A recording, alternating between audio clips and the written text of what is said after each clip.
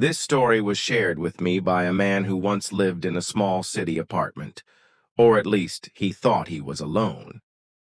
For years, people had warned him about Hill Road, about the abandoned house that no one stayed in for long. He didn't believe in ghost stories, but what happened to him in that house is something he could never escape. Slow, creepy background music starts. Act 1, The Arrival. It all began when he moved to the city for work. Rent was expensive and he didn't have many options. That's when he found a 2-story house on Hill Road. It was old, dusty, and the paint was peeling off the walls, but it was cheap. Too cheap? On his first day, the landlord gave him the keys and warned him not to go into the upstairs room. The door was locked anyway. The man brushed it off, thinking it was just storage.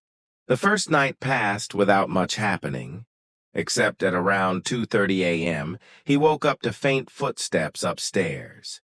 He reminded himself, it's just an old house, wood creaks. But somewhere deep inside, he wasn't convinced. Act 2, The Haunting begins. On the second night, he woke up again around the same time. This time, he heard something different, a whisper. It wasn't clear, but it sounded like someone was softly calling his name. The next morning, he noticed something strange. The locked door upstairs was no longer completely shut. It was slightly open. Curious, he pushed it open. The room smelled of dust and rot.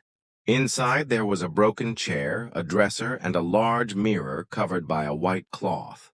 On the floor, half hidden under the dust, he found an old diary. The diary belonged to a woman who once lived there.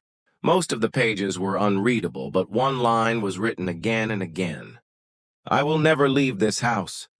That night, when he finally drifted off to sleep, he dreamed of a pale woman standing silently in the corner of his room.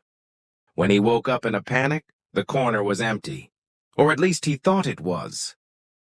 Act 3, The Discovery. By the fourth day, he couldn't ignore it anymore.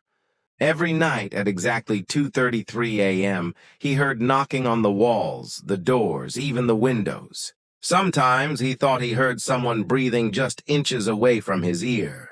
Disturbed, he went to ask the neighbors about the house. One of the older residents stared at him in shock. "You're living there. People don't stay in that house for more than a week." He learned that a woman had died in that house years ago. She had been found lifeless in that very upstairs room, staring into the mirror. That night he tried something. He left his phone recording while he slept. The next morning he played it back. Most of it was silence until 2:33 a.m. That's when he heard it. A woman's voice whispering right into the microphone. "Get out, or stay forever." He dropped the phone in terror. The voice wasn't just whispering. It had said his name.